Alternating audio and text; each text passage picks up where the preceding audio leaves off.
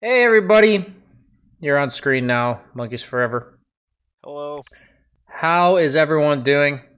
I actually am not asking, I'm just gonna move on here. Let me move Twitch chat over here, otherwise I won't be able to talk to them.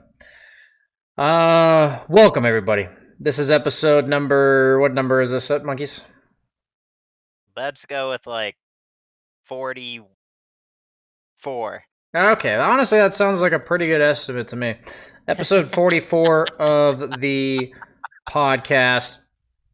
Welcome. This is Banana Slam Jam podcast. We try to do this about once a week, but we are gamers, Well, unorganized, well, and typically we try to do that. For the last 2 months, we haven't really been well, trying what to do basically happened was the game never got patched, and we both it. Yeah. lost all motivation to exist as I a I whole. have nothing to talk about Yeah, Dota. Like I yeah. literally have nothing to say. Dude, being like a content creator in Dota when it's been the same patch for like a year and a half, it's tough, man. It's tough. Yeah, I know they changed and the heroes around a little yeah, bit, yeah, I but know, but it's so meaningless in the end because it's like competitive.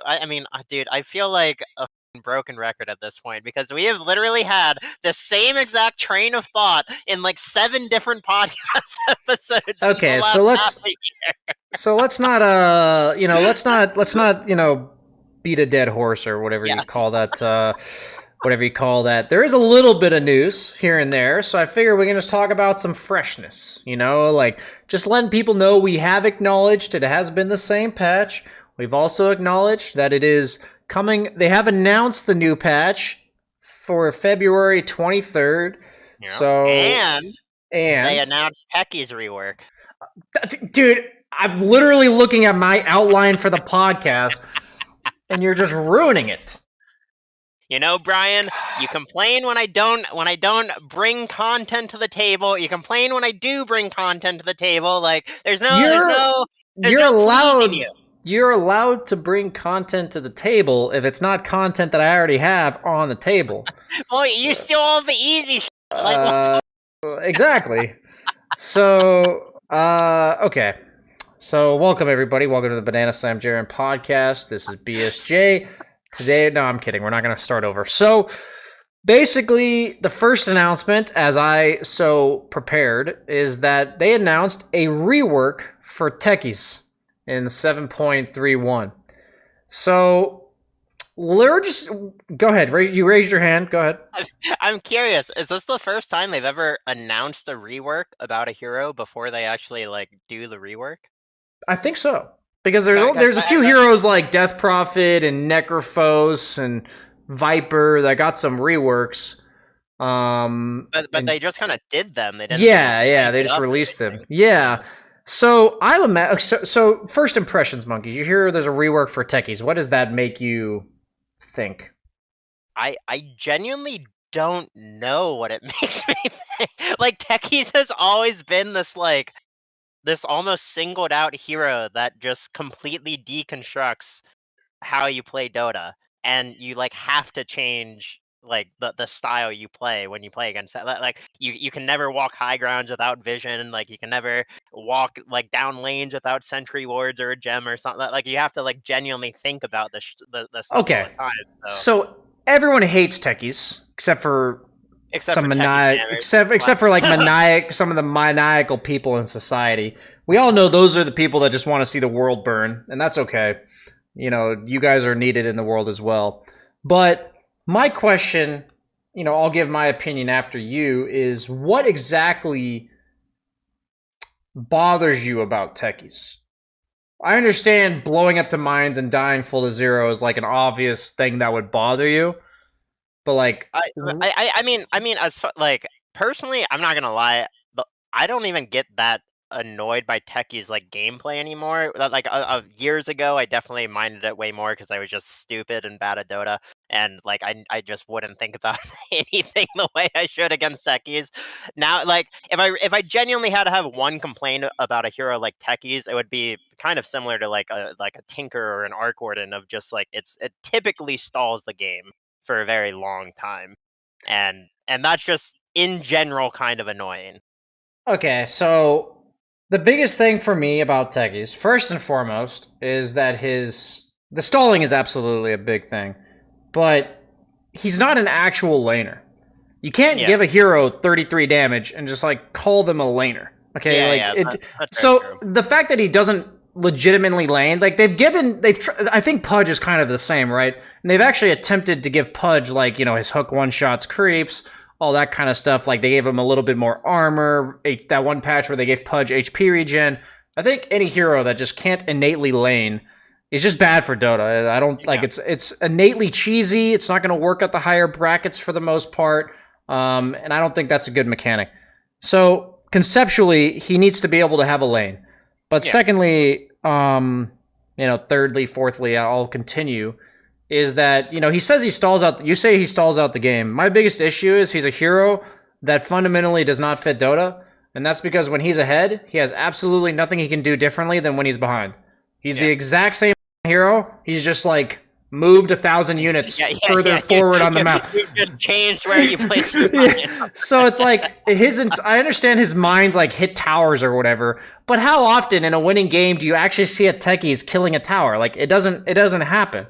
So like your hero doesn't advance the game in any way. Like it doesn't actually make the team that's ahead, if it has a techies, do anything to gain a further advantage. And then on top of that, it makes the team if the techies team is losing, it prevents them from advancing their game plan. So naturally, every single techies game, no matter what, if I'm playing with the techies, I have to expect to get 2 or 3 more items before I can do anything as a carry, because we're fighting 4v5 for the most part. And if I'm playing against the techies, I know the win condition is to win the early game, take like 2 towers, and then just farm the exact same part of the map for like 20 minutes in a row, never leaving until I feel comfortable with Aegis and a BKB and like some satanic or Heart of Tarrasque walking up a high ground and killing the mines. Yeah. And it's like it's not like an exciting game plan. It's not like a dynamic game plan. It's like you said, like when you were a noob, when we didn't understand techies, we like got upset and died to it. But now it's just like, just buy really tanky items and farm for 30 minutes. Yeah. And by detection, just have sentries on the ground. I think part of it also was in the past, like detection, like sentries, wards, jet, like everything was so expensive. Supports had to buy and upgrade core. Like there was just no money in earlier patches, I think, to like really deal with the techies as a support hero. But nowadays, it's like, 50 gold, 1 sentry deal, like nonstop, go, buy sentries. Like you literally can cover like half of the relevant map with sentries on your team, like pretty much at any given time now. It's a very cheap investment, right? You don't have to like. It's not like a sacrifice that the support has to make to like sentry the mines for techies. And also now you get like money for killing mine. Like before, you didn't even get money or XP for killing a remote mine or a proximity mine or anything. Like you're just sitting there killing mines. Like, oh yeah, great, killed some more mines. Dude, remember when illusions didn't give gold? I do remember that. They actually give XP too. It's crazy, like, to think that we used to have to kill like Naga and Terrorblade illusions and get like absolutely zilch for killing them. Dude, and even after they made that change, it took people so long to even like. It took people so long to want to kill illusions because they were so used to that, like illusion just giving you nothing, and it's like, oh, do I really want to spend like 7 seconds to kill this Terrorblade illusion just to stop him from killing 2 creeps? But now, like, it's like you're killing a creep in addition to stopping him from killing creeps, and I think the first time I really recognized it was I saw Fly playing Lion or something, and he had the Ag Shard, and he was against like a Naga or a Terrorblade. He literally got a 20-minute Ag Shard into like a 23-minute blink just from killing illusions. Not like he would walk down a lane, kill 3 illusions, walk down a lane, kill an illusion, walk down another lane, kill an illusion. And he literally just got a blink dagger off of doing that, just walking around mana draining. Yeah, absolutely. Stuff like that's really important for the game because it's like you want to like feel rewarded for like countering something, you know. So we got a little sidetracked with the illusions, but it's the same concept with tech. No, you're fine. I fed you that one, and you ate it. That's fine, totally fine. So The thing about techies, we've already talked about like what we don't like about them. They said they were reworking the hero. So far, in terms of reworks, we talked about like Death Prophet. She got like a fourth ability. They put like two of her abilities together, and then she got a Yeah. fourth one. And then same with Necrophos. Viper kind of similar as well. But I'm under the impression, even though those heroes got reworked, that they were still like pretty much the same hero conceptually. Wait, whoa, you're missing out on the Morphling rework. That was a Okay, that huge one thing was with so Tundra. long ago, but you are correct. Yes, You're missing Morphling the rework. PL rework. PL went from like an invisible doppelwalk to True. and like in alt that actually illusions would last for like 30 some seconds or something. You're It was correct. PL got a massive rework. Yes, yeah. PL used to be like his illusions lasted 30 seconds or something. Yeah, and Uh, doppelwalk, you would go invis and then just make Summon a another or make decoy. yeah, make a real Well, he illusion was run. based on illusions that lasted a really long time, so it was actually important to be able to kill illusions against PL. While Yeah. nowadays, the way you counter PL is by finding the real one, so not by killing the illusions. So Yeah, that's yeah, and Clinks. Clinks was a big rework well, the too. thing about Clinks Alright. was he got like reworked and then unreworked Yeah, and yeah, then yeah, I reworked know, he again. really did. I remember so vividly, Crit spammed, like, 100 games of the reworked Clinks, just to have, like, a better understanding of Burning Army and, like, all of the shit about Clinks, and then they literally just reverted Clinks to the previous iteration, and Crit's like, "What the f did I just spend the last month doing?" I remember he, like, tweeted and everything. Crit was so mad about them reverting that rework. I mean, I'll be honest. I now that I'm like thinking about it to myself, I'm like kind of looking at a hero list. I forgot how many heroes got reworked Yeah, over a good time. amount have, We honestly. got like Broodmother, Yeah, Broodmother's been a Bloodseeker, few times. even Night Stalker kind of got reworked. Omni Yeah. Knight got reworked.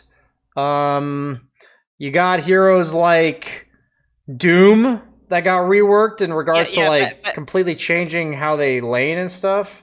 but I mean, a lot of them, I feel like they were on the smaller scale, like Doom, for example, getting rid of like level death or like Yeah. devour regen. Like I feel like those were just you know, honestly, getting rid of level death and replacing it with Infernal Blade, it was basically going from like a range level death to like a melee level death. Well, the Like, biggest thing is that level death used to break Lincolns, so there was yeah, literally like nothing that's you could true. do against Doom. But then you have heroes like Tramp Protector. You know, his living armor has been changed a lot. Yeah, You have that's true. heroes like Tiny with craggy exterior. You have Troll Warlord's ultimate. Even like the sniper giving him 3 charges of shrapnel compared to the Yeah, one charge that would kill buildings. Ricky but had been but see, reworked. with techies, I'm expecting like a 2 ability rework though. I think the majority of like reworks that we've seen is just like, you know, replacing like an inherently broken ability or an inherently useless ability, right? Like on Death Prophet, it was the passive that gave movement speed and extra spirits. Like they're just like, oh, Exo just kind of sucks without this ability, so why don't we just make this the same ability and give Death Prophet a relevant third or fourth or third regular ability or whatever. And you know, with like Omni Knight, Repel just being a BKB, they're like, all right, we can't just give heroes BKBs, guys. Sorry, gotta make that not a thing. Like, So I'm just gonna apologize to the viewers that Monkeys seems to have found access to my outline for the podcast. I was gonna ask you, how do you feel like they're gonna rework techies? To what extent, are they gonna rework them? You said 2 abilities. You said these other heroes just got like an extra spell, or like I think a hero like Clinks, for instance, got a huge conceptual rework because the hero turned in from like an assassin hero to like a yeah, farming hero. yeah, like a farmer slash team fighter, like Yeah. basically what most other carries turn into in the mid game. Yes.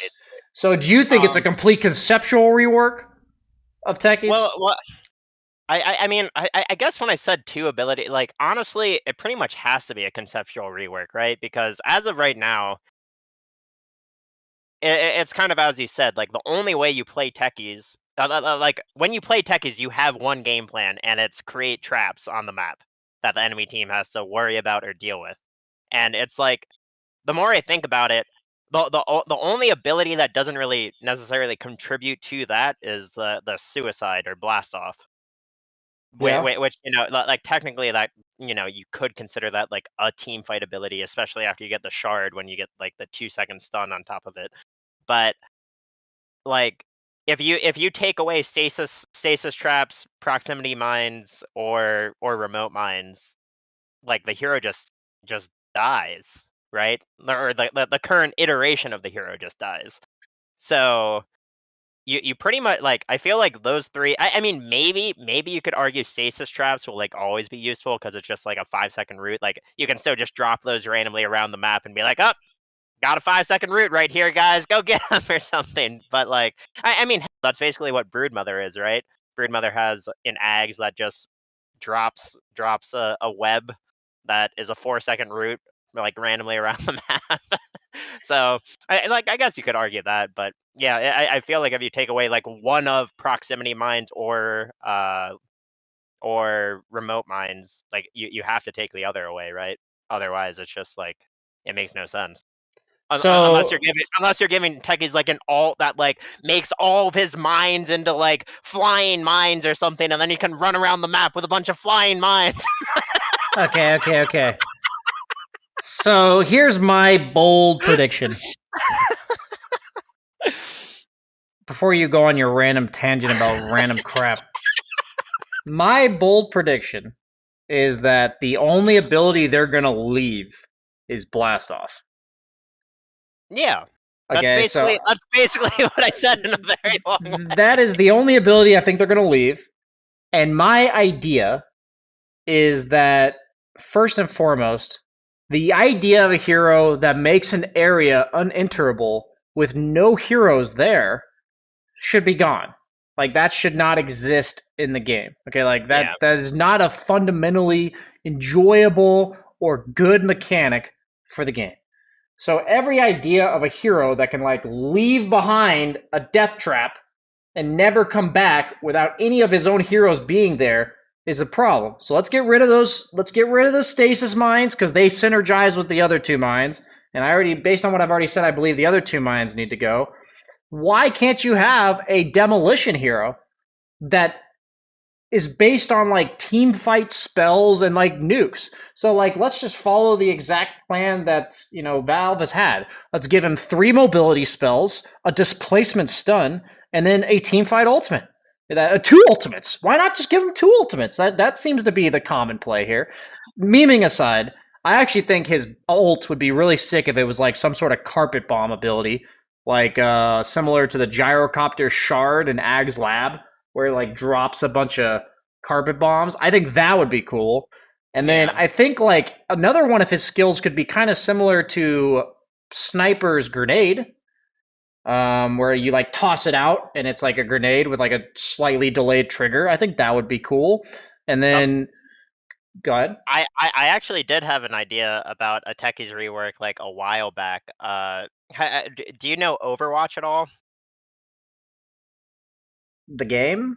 Yeah, the game Overwatch. Yeah. Go ahead. I don't know much about it, but there's like a hamster character. Like he rolls into a ball and he like zooms around the map, and his ultimate is he basically just places like a bunch of mines like all around him. And I always thought it would be cool if techies had like an alt where like you hit the alt and it just dropped a bunch of mines randomly around you and like a thousand units or something. So is And then this they like just, Kunkka's torrent storm thing? yeah. Kind of like torrents, except like maybe they have to be triggered by heroes rather than they actually. So maybe more like a Monkey King, but like a one-time explosion or something by getting stepped on, or like bramble mazes would be a. Yeah, I don't mind if they have like a mind-based spell as long as the hero actually has to cast it and it's like a limited duration. Yeah.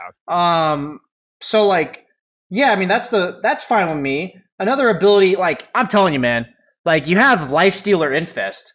Why can't we make the equivalent but instead of like techies going inside of you, he like straps a bomb to you. You just turn into a fucking kamikaze. Like, does it do team damage, or you just yeah, you just throw a bomb on a teammate and no, say, "Get in there." no. The bomb is similar to like Bloodseeker's Q, where it like it does damage to the guy that gets it, but he's like a ticking time bomb. It's like a Grimstroke plus Bloodseeker combined, and you're just a bomb. Like that would be cool. I don't know. Like we could also do like let's take a book out of freaking Halo. Let's get like a freaking sticky grenade. It's a grenade that you throw it, and if it lands on a hero, it sticks to him. That would be cool. Yeah, it would be. There's cool. possibilities. Kind of get like a pango roll mechanic, or like literally make the grenade slow down the further it goes, and eventually it just stops. But if it comes in contact with someone, it sticks. Absolutely, cool. Absolutely. So I'm just saying, like, there's a lot of options here. I think the demolition things could be really cool, but all I hope is the hero doesn't plant mines and leave. That's all I hope. I mean, if they weren't gonna go a direction kind of similar to like what we're talking about, they wouldn't rework techies, right? They would just make a new hero, right? Like they want to do something demolition or like bomb related, right? That's why they're reworking techies, because I mean techies, as we said, inherently just doesn't fit the style of Dota or like what Dota has become. Yep. So yeah, I mean, like I'm sure a lot of techies players are going to be really sad with the rework, because all they enjoyed doing was getting into a Dota game, first picking techies, and just knowing 9 other people's lives are miserable as soon as they selected that hero, and they're going to miss that feeling.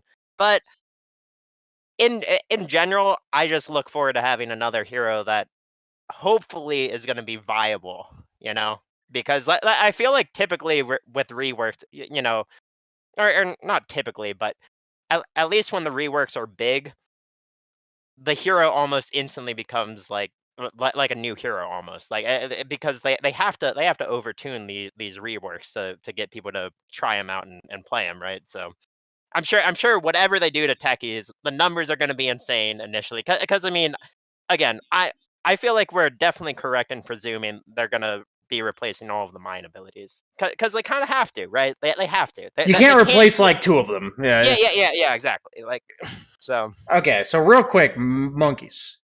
I just want to show the stream so that they understand. Main scene. I need you guys to understand that before, if you want to, you can see the stream, I think, right? Yeah. Here, yeah. Before the rework, BSJ, had a 100% win rate on techies.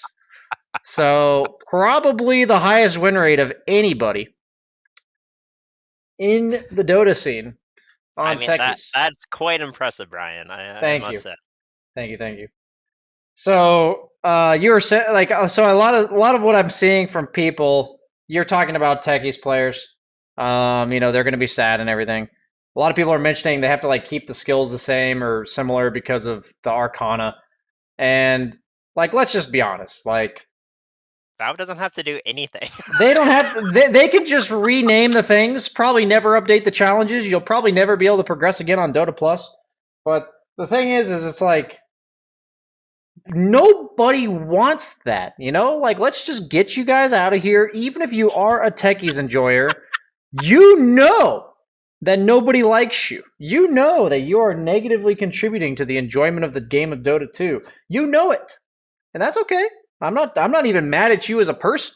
You're just not allowed to be upset about the fact that you're not allowed to do that anymore. You had like 7 years or even more, maybe like 9 years, more than you should have had doing that.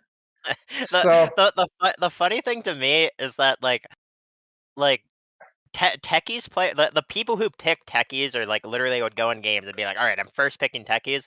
Like, I don't even think they really were. They don't even understand Dota like they're literally just they're like a whole different game. And I feel like this rework is gonna make some people like genuinely realize that Dota isn't just like a 1v5 AFK game where you just do nothing. Right. Like I actually, Brian, do you remember when Legion Commander Jungle was a thing with Iron Talon, like when Iron Yeah. Talon first came out? Yeah. In high MMR, you would always get these Legion junglers. And then they literally made it so you couldn't Legion jungle anymore because they like removed Iron Talon, nerfed her like passive or whatever level 1, some shit like that. And you just never saw those players again. They literally could not maintain their MMR because they didn't know how to play real Dota. It's honestly really true. Yeah. There's like some things. I think the most notable things in Dota that are not good for the game are just like things that, like you said, they just don't make you actually better at Dota. You could literally do it 1,000 times and the skill will just not carry over in any meaningful capacity. Yeah. Which is like, there's very few things that have ever existed like that, but those two examples you gave are definitely some of them. I mean, I remember, man, I have like 200 games on Nature's Prophet, and like 180 of them are Dagon rushing from the jungle when I was like the equivalent of like 3K. And I suck at Nature's Prophet now, you know? Like those games didn't make me any better at Nature's Prophet. I definitely just wasted my time doing that. And I just want to, like, obviously there's nothing wrong with just like, you don't all, I'm not saying everyone has to play Dota with the intent of getting better, but I'm just saying like heroes like techies, like it's just the style of the game. I mean, again, it was the same with Legion Commander Iron Talon. It was the same with Furion cliff jungling. Hell, you could cliff jungle with like you could do Ancients from level 1 with Necrophos if you bought 5 Iron Branches and trapped yourself onto a cliff, and then you just sat there AFK for 7 minutes, and you literally would get level 6 by just cliff jungling as a Necro, not hitting a single creep. That was nice. Like none of these like yes, they were cheeky, they were clever, they were fun strats, but like none of these strats actually like made you a Dota player, right? And I mean, again, like I definitely know there are some high MMR like techie spammers. I think there's like a Russian techie spammer who plays on US East. I forget his name, but he's like a grandmaster techies. He'll literally first pick the hero and like he will single-handedly win games sometimes because like he will just place mines in the most like you Obscure, think they're like yeah. obscure or like irrelevant places, but like he's just played the hero so much that he's like, oh yeah, this is how carry players are gonna think. They're gonna like think mines are here, so they're gonna like run here to like think about farming this guy, and then, like it happens every time. He'll kill the carry hero like so many times, and I'm just like, Jesus, what the fuck? But yeah, I mean, there's definitely a lot of mind games to do with techies' minds, and So anyways, sorry, I was just to bring my point back. I saw someone in chat say like that hurts, man. I know not all Dota players have to play Dota to improve. It's just that's the only way I think about Dota nowadays, right? Because I've been playing this game for like 18 years, and at this point, if I'm not like actively improving in Dota, I just feel like I'm wasting my time. Like, why am I even using my time to play this fucking game that I've played like for 40,000 hours of my life? Wait, somebody in chat saying something? They said that they're saying Wraith King is going to get nerfed. Did they make other announcements? I haven't seen. I'm not as much concerned about the fact that Wraith King is getting nerfed as the fact that they may have made other announcements. But in regards to like improving in Dota, just to not like completely, change subject here, is it's like the thing is, it's like I think there's a lot of ways that you can kind of like passively improve in Dota without actually intending to improve. You know what I mean? Like you're just playing the game and you'll get better because you bought an armlet 20 times or whatever. Yeah. And it's just like I think that every mechanic in the game should at least give you like some passive improvement.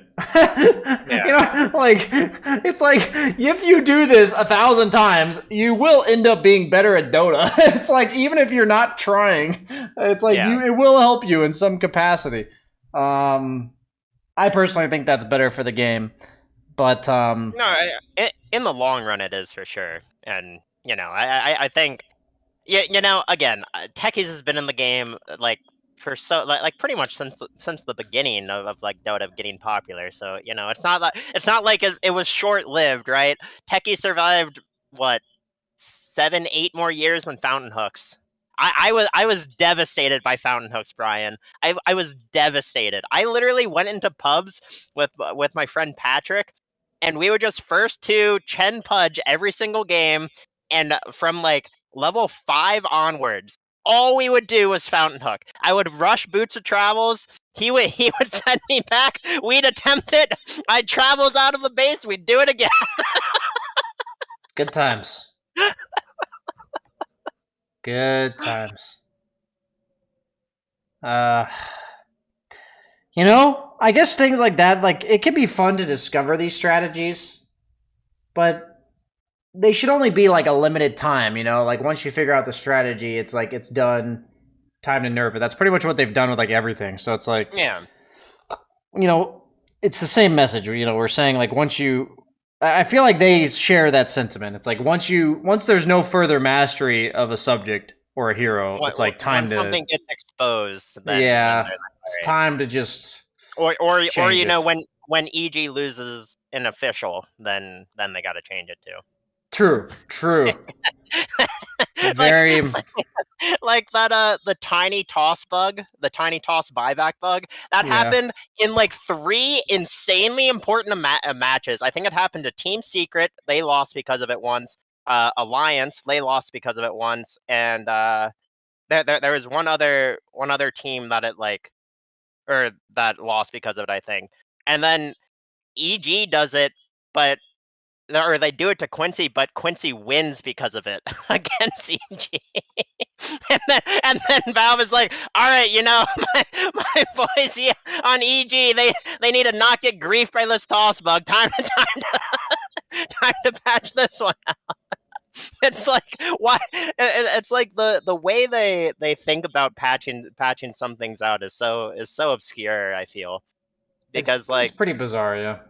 Yeah, like for example, there was a time when I was on Complexity, and me and Z Freak, we found a way to pull every single mid creep wave with Earth Spirit, Pudge, or I think it was Morphling. I think it was Adaptive Strike or something. But basically, you would kick a creep over the ledge, or you would hook a creep over the ledge or something. And it was before they changed it, so creeps can't aggro non-pool camps. And so basically, we would just perma pull the mid creep wave, so the enemy mid hero is like level 1, while your mid hero is like level 3.5 or something. And we would just win games like that for like a month, and then Ice Frog just immediately nerfs it or patches it out. He's like, nope, can't be having that one. That one is way too good.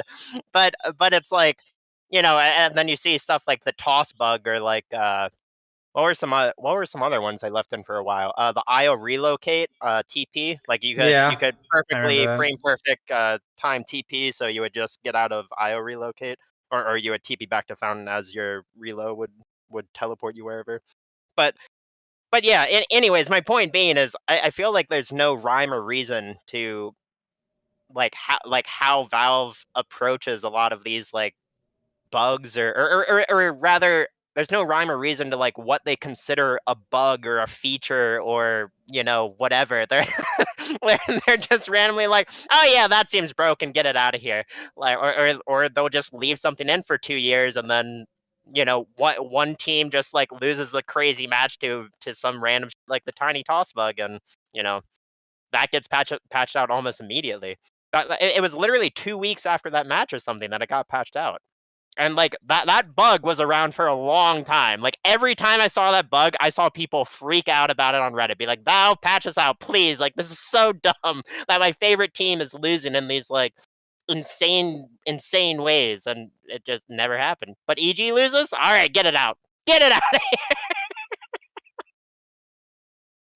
Yeah, I wouldn't necessarily try to put any rhyme or reason to Very balancing true. of Dota. Very true. I think this is a good time, about midway through the episode, a little bit more, because you and I have the tendency to spew things, both you and I. It's totally fine. That's why we're talking here in the podcast. That we want to mention the sponsor for the podcast, and this month, we're actually sponsored by IP Vanish. You guys may have not heard of them, but they are a VPN similar to other ones you may have heard of, and it basically they want you to know that incognito does not fully protect you against protect your privacy. Without added security, you might as well give away all of your private data. And that's what IP Vanish is there for you. Truly private and secure on the internet. And it helps you browse the internet by encrypting 100% of that data. Private details, passwords, all that stuff. It makes you virtually invisible, just like you were back in middle school. So you can use IP Vanish on unlimited devices without sacrificing your speed, even devices that you're streaming media from. Wait, did you come up? That was not in the ad read. So right now they are offering 70% off and a 30-day money back guarantee. So if you guys are interested, it is rated 4.6 out of 5 by several different reputable rating companies. So you have the promo code BSJ for the first time. I'm gonna send the copy pasted link in chat. This is the link, and I get to read the last part as I shouldn't have copied that in chat. It is ipvanish.com/BSJ. I will spell that out. ipvanish.com/BSJ. Promo code BSJ, 70% off. That was good spelling. 30% money back, or 30-day money back guarantee. So that is our sponsor for the month, guys. It helps support the podcast. If you at all need a VPN, check it out. Okay, so back to the actual episode, as I totally grilled the out of our chat for people listening. They're like, damn, BSJ. I guarantee at least 20% of people were like, hit right in the freaking gut with that one. I even was gonna interrupt you and be like, I love being invisible, and then you just said that. It took a moment for me to register it too. I was like, wait, what? So what it reminds me of is the backstory for Ricky.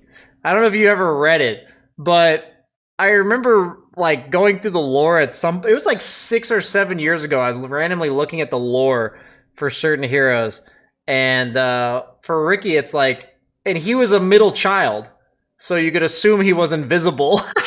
Or he was used to being invisible.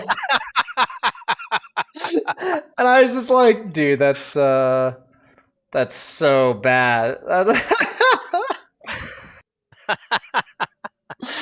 That is pretty funny. Yeah, I don't know if it's actually there anymore. I'd have to look, but that's what it used to say for Ricky. Dude, I swear there were so many more interesting storylines for that Valve could have done for the Dota anime than Dragon Knight, man. There's so many like hilarious characters that I feel like would have done so well. True. Sorry, that was just a random. No, I actually think the story was good if they didn't put it in turbo mode. You know, I think it was like Lacoste or somebody that put it in turbo mode. I did finally watch the second season, and I feel like it did slightly better with pacing than the first season. You thought the second season was better at pacing? I actually thought it was worse. I mean, I don't know. Overall, I didn't really think the pacing was good in either season. It's just so rushed, and you can just feel it. Like you're literally jumping through like 4 different main storylines or something. You don't have any time to get like attached to anything. You know, literally have nothing. Like I was laughing with the person I was watching with in the second season. Literally, there's like this one episode where DK gets knocked out, and then it just cuts to the next scene, and he's just sitting up in bed talking to someone, and just instantaneous. There's nothing to indicate any time has passed. It's just literally he like gets knocked out, and the next scene he's sitting in bed just talking to someone. There's a lot of and, those moments. and you're just like, wait, like what? What even just happened? There's a lot of those moments in the show where it takes you like 3 seconds mentally to like catch up to what just happened. It Yeah, makes you appreciate the little things that shows do to like keep you up to date. You know what's yeah, with what just happened. Like you said, like even just some transition or like some visual cue or something that tells you like he passed out, night passed, he woke up, or yeah. no time passed, or like he Yeah, instantly yeah, woke yeah. up, whatever. Yeah. Um, Like literally, and like doing a cutaway to like the moon and like the moon going down and the sun coming up, or yeah, like anything to indicate like a day change or like a time change or something. But that was actually a big problem of mine with like the last couple seasons of Game of Thrones, because like literally like a year would go by or like a year was supposed to go by in the story or like in the time, and like they literally would just like go from one scene to like the next, and a year has gone by, and you're just supposed to like know a year has gone by. we don't talk There's about no, Game of Thrones season 8 for sure. no, Season like seven, I yeah, think, was also kind of bad. I think this happened in like late 6 or like early 7 or something. But like there were definitely like time skips in that, and there was no indication of time skips except like, maybe someone looked like slightly older or they had like more gray hair. Like maybe if you had that. So what I will say is, we're talking about shows. I think a good final topic for us to discuss before this. We talked about the big announcement that they've made for the patch, which was techies getting reworked. Yeah.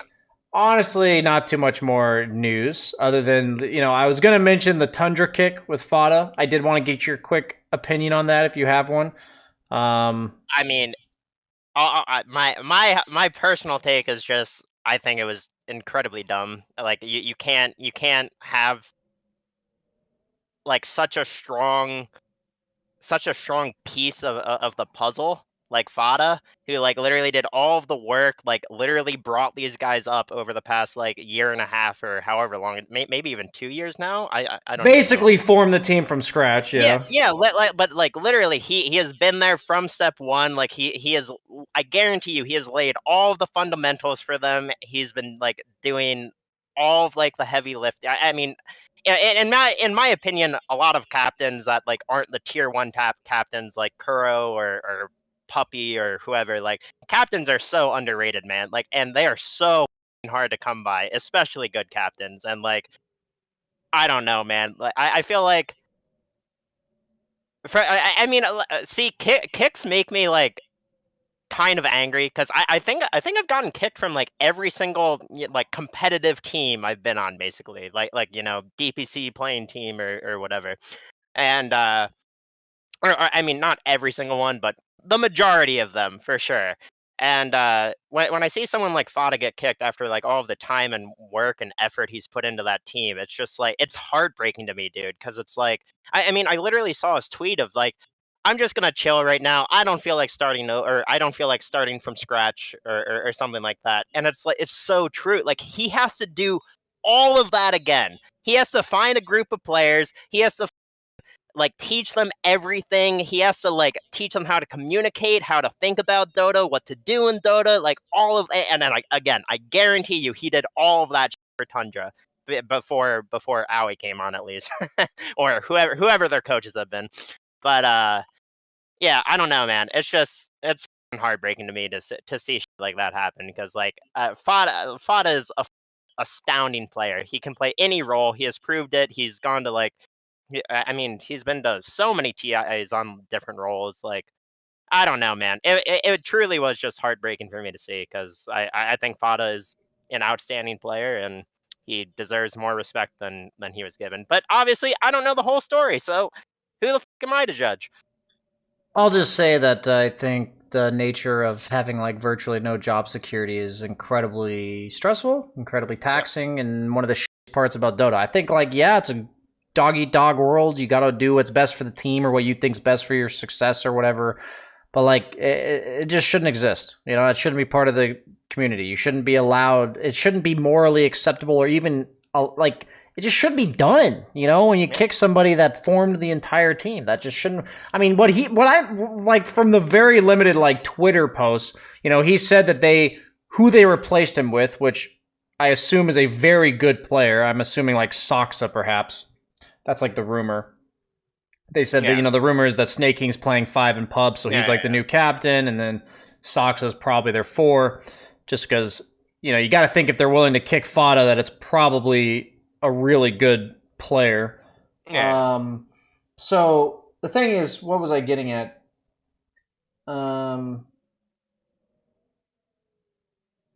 What was I getting at, monkeys? Help me. You didn't like. Were you gonna bring it into how Fata said he didn't want to kick? Oh, that he didn't want to kick a fellow teammate Yeah. for this player. You know, that was Yeah. what Fata said on Twitter. He said, I had been approached about kicking a teammate for this player, which was likely kicking Snake King if it is a 4-position player. And so what I'm hearing from this is like he valued the loyalty or like the continuity of the team over like an individual talent getting brought. And that actually got him kicked. And that to me is like the nail in the coffin for Yeah. competitive Dota integrity.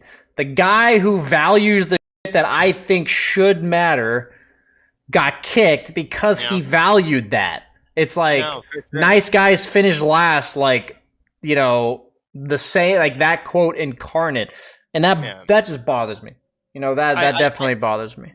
I mean, dude, I'm right there with you. 'Cause, I mean, for me, like the reason that or part of the reason why it pisses me off so much as well is, and I mean, obviously it was a much smaller scale, but like me on four Zoomers, and like I'm not gonna pretend I taught that team everything or whatever, because literally IX Mike came on as the coach like 3 months into the team, I want to say, and then he was the one doing most of the heavy lifting when it came to like talking about games and whatnot, which I was grateful for. But before Mike came on, I was like trying to be the main, or like I'm not gonna even say the main replay voice, but a replay voice to like help us get through replays and stuff. And like, dude, we were working our asses off and everything, and like we were getting good. And obviously, when I got kicked, I was pretty unmotivated for a couple months, as we've talked about before, because of COVID and no lands and just playing a rerun of the same tournament and whatnot. But after getting kicked from the four Zoomers, and again, that was only a 8-month endeavor, 9-month endeavor for me or something. But after that kick, dude, I didn't even want to touch competitive Dota again. I literally thought about having the same conversations that I had with the Zoomers with a new group of players, and I was just like, that was so stressful just to get through that group of players with. And I genuinely think that like the original 4 players I was playing with on four Zoomers, I thought they were all good. They all had good attitudes, and it was still stressful as to get through conversations with them. So then, like after I got kicked from that team, I was just like, dude, I do not want to. I do not want to go through that same experience with like. I'm not. I wouldn't say 4 worse players, but probably 4 worse players, because 4 less experienced players is, I think, a yeah, more exactly. accurate. And again, that was such a smaller scale for me, because like 9 months compared to the 2 years that Fata put into that, like that is so long to be like creating relationships, to be like understand each other, to just have all of those nuanced conversations about like how you should approach different scenarios in the game, and like what you want to do as a team, and what like how you want to win. And it's just like you can't just join a new group of players and have 2 years of experience. You can't do that. Like you need the 2 years of experience together. So I don't know, man. When I see stuff like this, especially when it sounds like Fata just got backstabbed, it's just like I don't know, man. It's just brutal. Yeah, I It mean, really is. Fata has like no history of ever having teammates say like this guy was not Yeah. good to play with. He's not like toxic or eccentric or volatile or anything like that. He Yeah. seems like a pretty model teammate. And I think the only reason you would kick him is because you think he's like legit just like not good enough or like you have a better option. And man, I'm telling you, man, like it just ain't as simple as like a 1-for-1 shift in Dota. No, You can't it's say like not. this player is more skilled or whatever. It's like you said, there's all these other things that go on behind the scenes and um, bonding and all that kind of like synergy.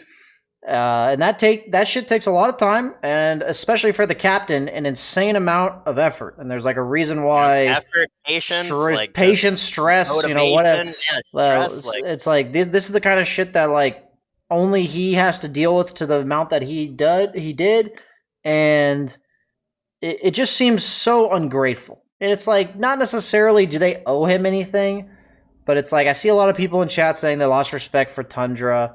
Man, it's part of those times where it's like, do I need to know more? I know there's shit that goes on behind the scenes that I don't know about. A ton of shit that goes into teams. I'm like one of the first people to say like, don't presume anything. Don't like, way less about the team than they do. Like they know yeah. more of what happened.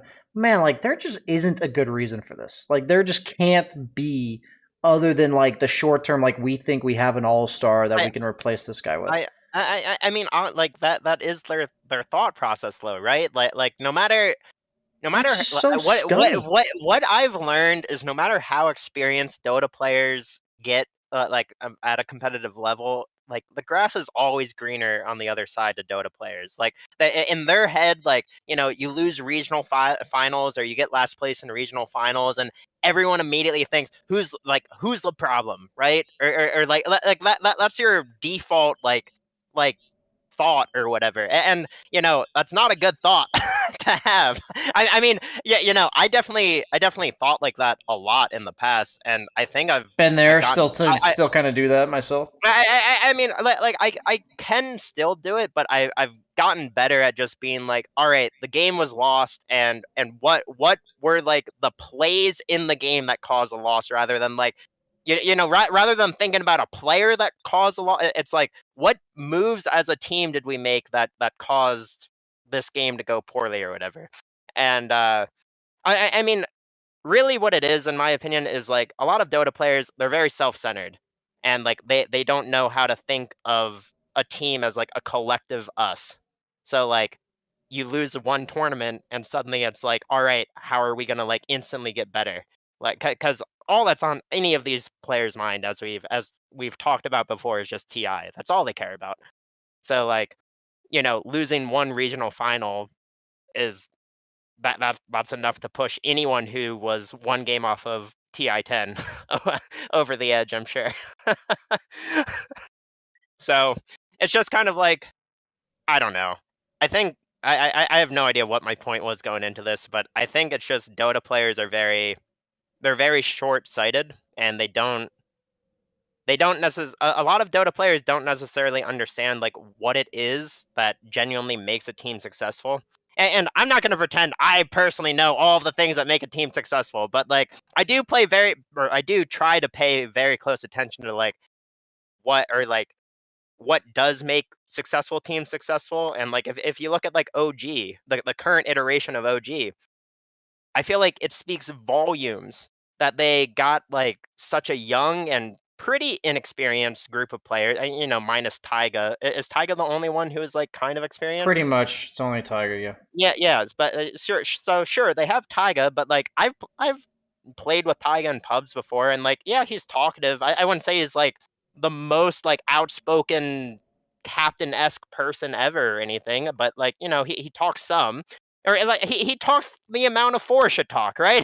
Like he's a good four, he's a great four, but like OG, they're this young group of inexperienced players, and they just have No Tail and Seb behind them, and they're like instantly crushing the region, instantly.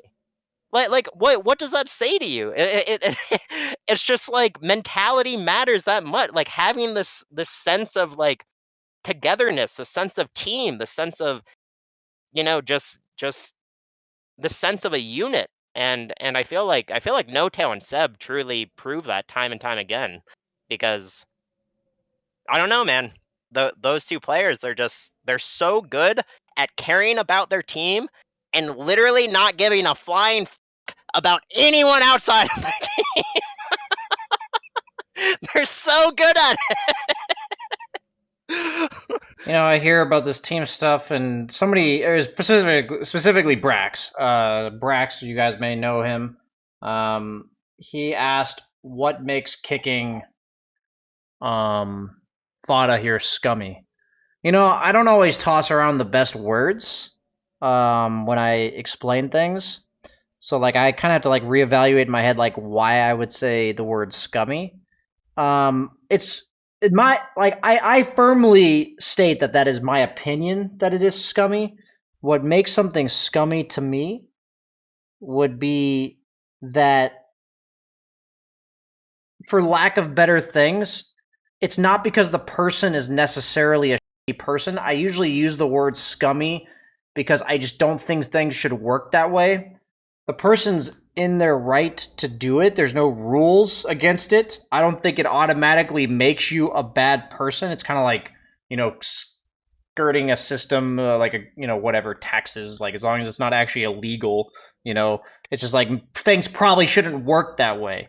And it's when I look at Dota, it's I don't think you should be able to captain and foster a team for 2 years, finally make it to a point where you've been sponsored, team house, top 4, you even won a LAN, I think, right before TI, or won the online event or whatever, and then get kicked. One game off of TI. Yeah, and then you get kicked. It doesn't necessarily make, I don't think it makes the players of Tundra bad people. It's just just because you can do it, it just rubs me the wrong way that you do it. You don't, just because the system allows it and maybe you think it's quote unquote better for you. I know Dota's a business. I'm not going to act like I have competitive experience like these guys have. I know Dota's a business. But I just can't imagine entering in a business with somebody, investing that much time and effort together, and once I feel like there's a better option, just dropping them. I don't think that's how things should work. So, at the end of the day, it's up to Tundra to prove everyone wrong. I think most people are skeptical. They think the kick of a captain like Fata will inevitably be a negative shift. I can't really help but root against them. I don't want to root for them, but I'm happy to be surprised if they end up making it.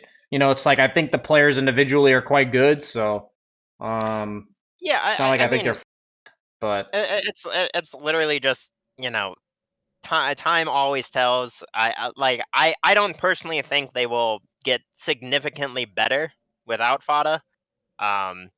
Just because, again, I think having those relationships and that voice, I first and foremost, I feel like changing voices for your captain is the biggest shift you can do in a team environment. absolutely. If you lose your main voice, it is sure, maybe things will go dandy for the first week you play or something, because everyone's on board, everyone's just mindlessly listening to one guy's calls, and then everything's chill. But as soon as things start going wrong, the team environment is going to become toxic, because after, dude, Brian, I've said this to so many teams I've been on, but after this first kick happens, it is on every single player's mind for the rest of that team. They're like, am I next? Or after anything that goes wrong, it's just that is on everyone's